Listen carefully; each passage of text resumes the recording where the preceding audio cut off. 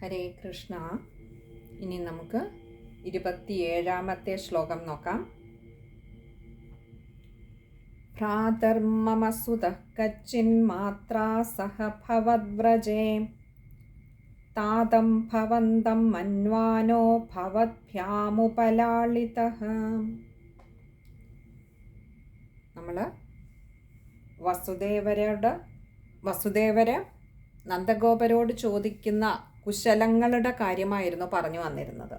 അതിൽ നമ്മൾ കഴിഞ്ഞ ശ്ലോകത്തിൽ തൻ്റെ പുത്രന്മാർക്ക് അവിടെ സുഖമായി കഴിയാൻ വേണ്ടുന്നതായ പ്രകൃതിദത്തമായ സമ്പത്തുകളൊക്കെ, അല്ലെങ്കിൽ പ്രകൃതിയിൽ നിന്ന് ധാരാളം അതിന് വേണ്ട അവരുടെ സുഖകരമായ ഒരു ജീവിതത്തിന് വേണ്ടതൊക്കെ അവിടെ കിട്ടുന്നില്ലേ എന്ന് ചോദിക്കുന്ന ഒരു വസുദേവരെയായിരുന്നു കഴിഞ്ഞ ശ്ലോകത്തിൽ കണ്ടത്. ഇവിടെ തൻ്റെ പുത്രന്മാരുടെ സുഖത്തെക്കുറിച്ച് അല്ലെങ്കിൽ ആരോഗ്യകരമായ ഒരു വളർച്ചയെ ഓർത്ത് ഒരു ചിന്തയുള്ള പരിഗണനയുള്ള ഒരു വസുദേവരെ കണ്ടെങ്കിൽ ഇനിയത്തെ ശ്ലോകത്തിൽ, ഈ ഒരു ശ്ലോകത്തിൽ നമുക്ക് അദ്ദേഹത്തിൻ്റെ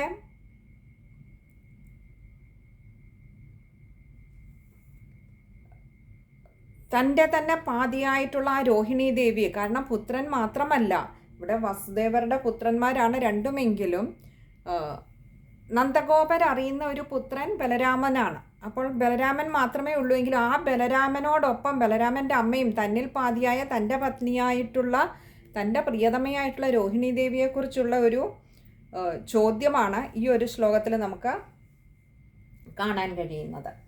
നമുക്കിനി അതിലെ പദങ്ങളുടെ അർത്ഥം നോക്കാം.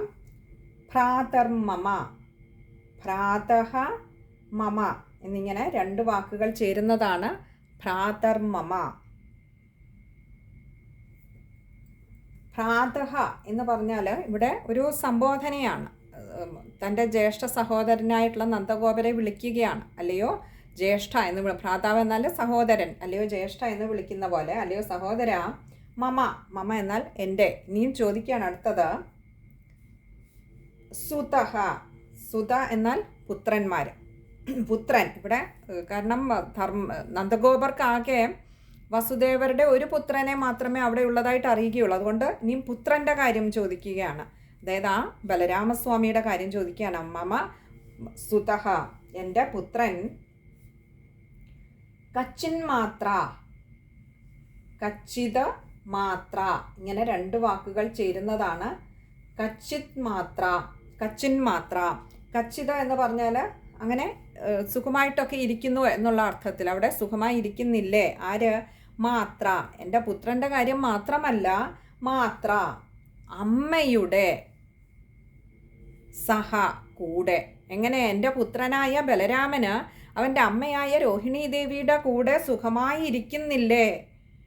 ഇവിടെ ഭവദ്വ്രജേ, ഭവത് എന്നാൽ അങ്ങയുടെ, വ്രജേ ഗോകുലത്തിൽ, അങ്ങയുടെ ആ വ്രജത്തിൽ, അങ്ങയുടെ ഗോകുലത്തിൽ എൻ്റെ പുത്രനായ ബലരാമനും ആ രോഹിണി ദേവി അവൻ്റെ അമ്മയുടെ കൂടെ സുഖമായി ഇരിക്കുന്നില്ലേ, സുഖമായി കഴിയുന്നില്ലേ എന്ന് ചോദിക്കാൻ. ഇവിടെ തൻ്റെ ഭാര്യയെ കാണാൻ പോലും കഴിയാത്തതിൻ്റെ, തൻ്റെ പുത്രനെ ഒന്ന് ലാളിക്കാൻ കഴിയാത്തതിൻ്റെ സങ്കടമൊക്കെ നമുക്ക് ഈ ഒരു വസുദേവരുടെ വാക്കുകളിൽ കാണാം ഇവിടെ.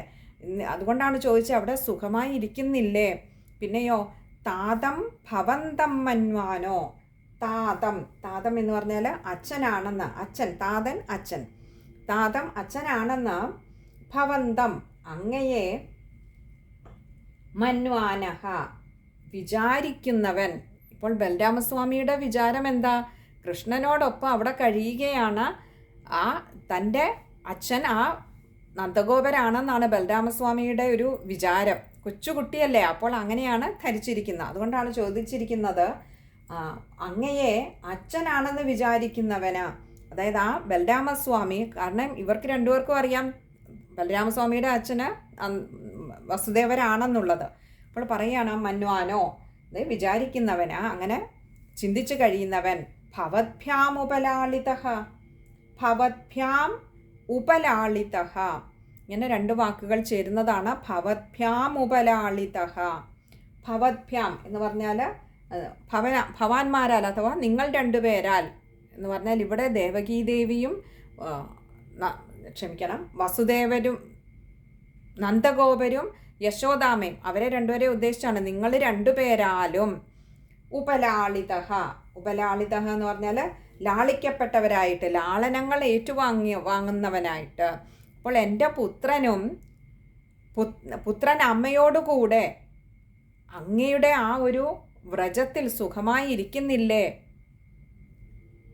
എൻ്റെ പുത്രൻ എന്ന് പറഞ്ഞിട്ട് എടുത്തു പറഞ്ഞു, അങ്ങയെ പുത്രനായി മാനിക്കുന്നവൻ, അങ്ങനെ ചിന്തിക്കുന്നവൻ, അങ്ങനെ കരുതുന്നവൻ അവൻ നിങ്ങളുടെ രണ്ടുപേരുടെയും ലാളനകൾ ഏറ്റുവാങ്ങുന്നില്ലേ? കാരണം ഇവിടെ അമ്മയുടെ ആ ഒരു ലാളന രോഹിണി ദേവിയുടെ കിട്ടുന്നുണ്ടെങ്കിലും അച്ഛനും അമ്മയും ചേർന്നിരുന്ന് ഒരു കുഞ്ഞിനെ ലാളിക്കുന്നതിൻ്റെ അത് ആ കുഞ്ഞിന് പകർന്നു നൽകുന്ന ഒരു സന്തോഷം അതിപ്പോൾ ബലരാമസ്വാമിക്ക് കിട്ടുന്നില്ല.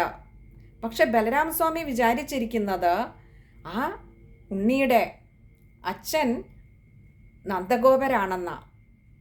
അപ്പോൾ കൃഷ്ണനെ പോലെ തന്നെ ആ ഗോകുലത്തിൽ ഓടിക്കളിച്ചുകൊണ്ട് ഇടയ്ക്കിടയ്ക്ക് ഓടി വരും. എന്തിനാ? അച്ഛൻ്റെ അമ്മയുടെ അടുക്ക പരാതികൾ പറയാനായിട്ട്. എവിടെ? ഈ നന്ദഗോപരുടെയും യശോദാമ്മയുടെ അടുത്ത്. അപ്പോൾ ഇവർക്ക് രണ്ടുപേർക്കും അച്ഛനെയും ഭേദമില്ല, അമ്മയെയും ഭേദമില്ലാതെയാണ് വളരുന്നത്. രോഹിണി ദേവി പാല് കൊടുക്കുന്നുണ്ട്, പാലൂട്ടുന്നുണ്ട്, വളർത്തുന്നുണ്ട്, കുളിപ്പിക്കുന്നുണ്ട്, ഒക്കെ ചെയ്യുന്നുണ്ട്. ഇതൊക്കെ യശോദാമ്മയും ചെയ്യുന്നുണ്ട്. അപ്പോൾ യശോദാമ്മയും രോഹിണി ദേവിയും തമ്മിൽ ആ ഒരു ഭേദമില്ലാതെയാണ് ഈ രണ്ടുണ്ണികളും അവിടെ വളരുന്നത്. അപ്പോൾ അതുകൊണ്ടാണ് ചോദിച്ചത്, നിങ്ങൾ രണ്ടുപേരാലും ലാളിക്കപ്പെടുന്നില്ലേ എൻ്റെ ഉണ്ണി? അപ്പോൾ അവന് വേണ്ട സ്നേഹവാത്സല്യങ്ങൾ നിങ്ങൾ രണ്ടുപേരിൽ നിന്നും കിട്ടുന്നുണ്ടാവില്ലേ എന്ന് ചോദിക്കുകയാണ്. തൻ്റെ പുത്രനെക്കുറിച്ചുള്ള ഒരു വിചാരവുമുണ്ട്, ഒപ്പം തൻ്റെ പ്രിയ പത്നിയായ രോഹിണി ദേവിയെക്കുറിച്ചുമുള്ള ഒരു കുശലാന്വേഷണമാണ് ഈ ഒരു ശ്ലോകത്തിൽ നമുക്ക് കാണാൻ കഴിയുന്നത്.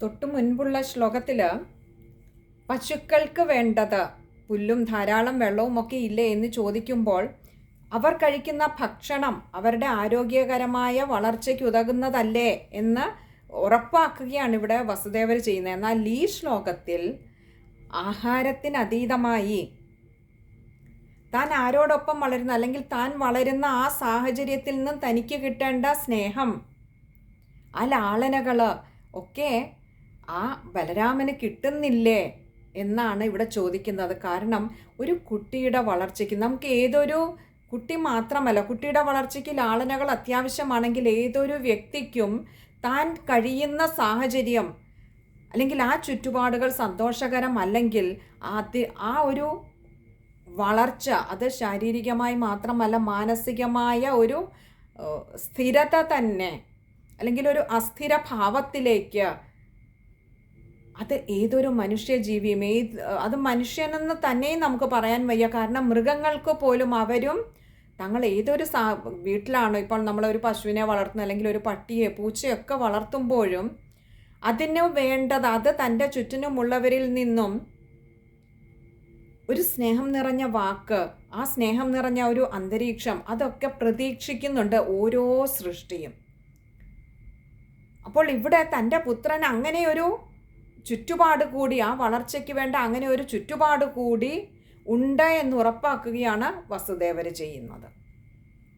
അപ്പോൾ ഭക്ഷണവും വളരുന്ന സാഹചര്യം മറ്റ് സാഹചര്യങ്ങളും എല്ലാം എൻ്റെ ഉണ്ണിയുടെ വളർച്ചയ്ക്ക് അനുയോജ്യമായ രീതിയിൽ വളം ചേർക്കപ്പെടുന്നതല്ലേ എന്നാണ് ഇവിടെ വസുദേവർ ചോദിക്കുന്നത്.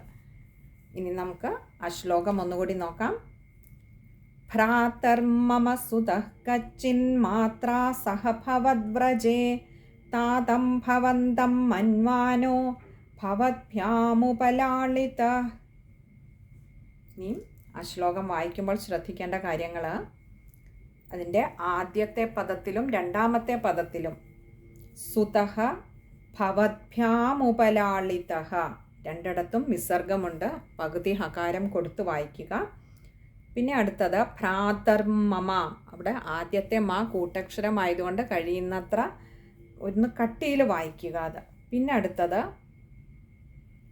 ഭവദ്ഭ്യാമുപലാളിതഃ, അവിടെ ഉപലാളിതഃ ആണ്, അതുകൊണ്ട് ഭവദ്ഭ്യാ മുപലാളിത വരരുത്, മായ്ക്ക് ഉകാരം കൊടുത്ത് വായിക്കുക. ഇനിയും ആ ഒരു ശ്ലോകത്തിൻ്റെ അന്വയക്രമത്തിലുള്ള വാക്കുകളൂടി പറയാം. ഭ്രാതഃ മമ സുതഃ മാത്രാ സഹ ഭവദ്വ്രജേ ഭവന്തം താതം മന്വാനഃ ഭവദ്ഭ്യാമുപലാളിതഃ കച്ചിത്. ഒന്നുകൂടി പറയാം. ഭ്രാതഃ മമ സുതഃ മാത്രാ സഹ ഭവദ്വ്രജേ ഭവന്തം താതം മന്വാനഃ ഭവദ്ഭ്യാം ഉപലാളിതഃ കച്ചിത്. ഇത്രയും കാര്യങ്ങളാണ് ആ ഒരു ശ്ലോകത്തിൽ നമ്മൾ ശ്രദ്ധിക്കാനും അറിയാനുമായിട്ടുള്ളത്. ഹരേ കൃഷ്ണ.